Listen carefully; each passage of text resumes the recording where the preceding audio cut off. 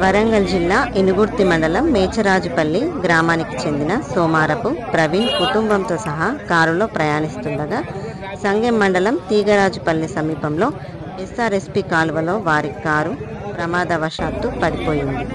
తండ్రి కూతురు గల్లంతు, కొడుకు మృతి, తల్లిని కాపాడిన గ్రామస్తులు.